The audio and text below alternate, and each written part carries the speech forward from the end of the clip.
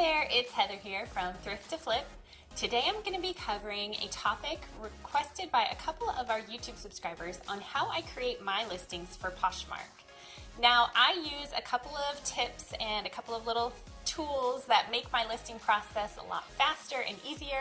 I have listed over 100 items on Poshmark over the last 2 days just alone, and my closet is like 5 listings short of 600 active listings right now. So I definitely have a lot of experience when it comes to creating Poshmark listings.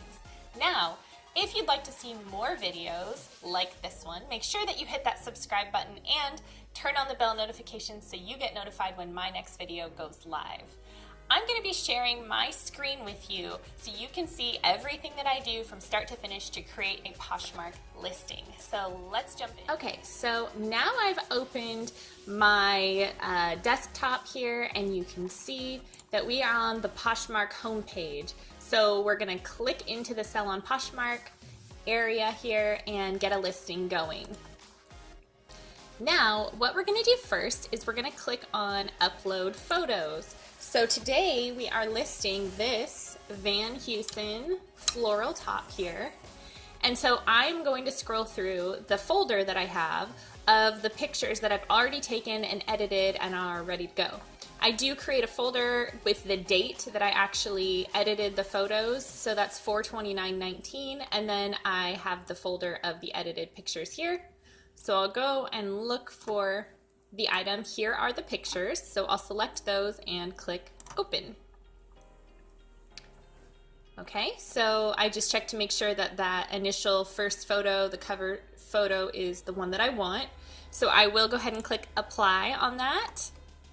And then for the title, I usually start with the brand name, which in this case is Van Heusen. And then what it is, it's a floral button down shirt. Okay, so I definitely want to use or leave myself usually 4 to 5 characters at least in the title, because then I can put my inventory number into the title, which makes it easier later on when I'm shipping. I put the items into inventory after I list them. They go into a pile and then I process the inventory all at once. So I'm not going to worry about that number just yet. I'll go back and add it in later. Now for the description, I do keep a Google Doc with the listing template that I use, so I'll highlight that and copy it and then go into the description and click Paste. So I just go ahead and fill out the template now. Brand for me is Van Heusen. Features, it's a floral print button down shirt with 3/4 sleeves and a front left breast pocket. Pre-owned with no flaws. If the item did have a flaw here, I would delete the with no flaws part and I would put what that flaw is, and then I would also include a picture of the flaw with the listing. And then fabric is cotton.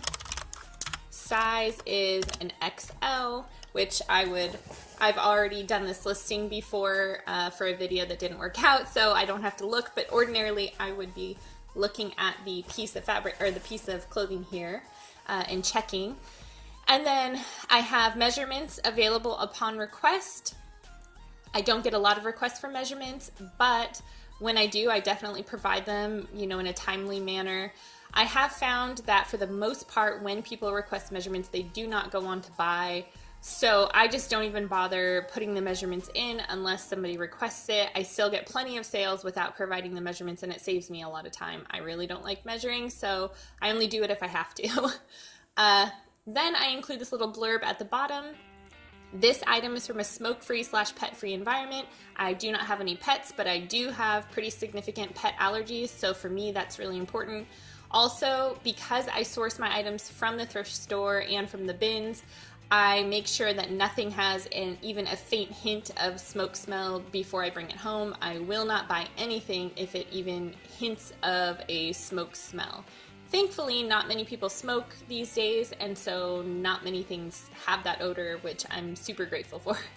I also put in here, please note, while I appreciate your interest, I do not model clothing and I do not accept trades. I do get a lot of requests for those things, so I try to just head them off here with this little message at the bottom of my listing. Then I don't feel like I have to necessarily address their questions when they ask me if I can model.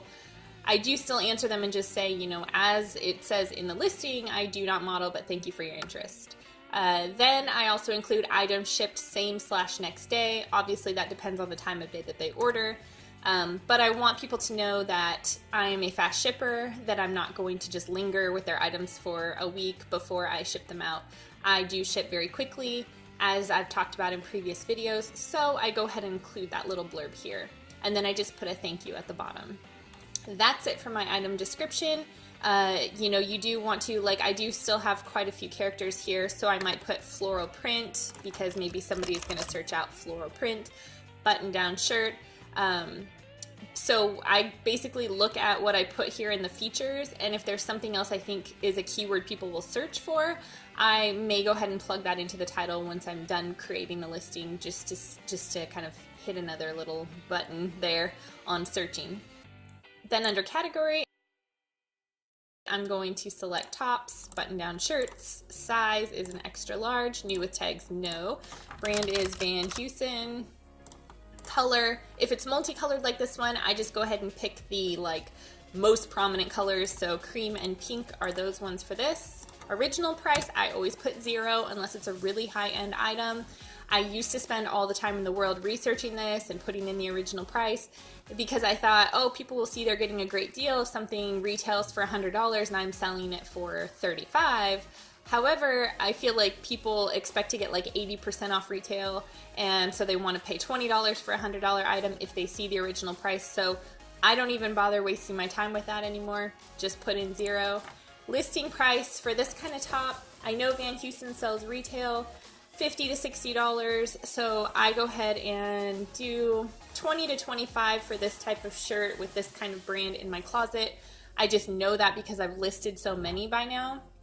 Listing price, I'm going to put it at $25 to leave room for negotiations and offers, and then I'll click next.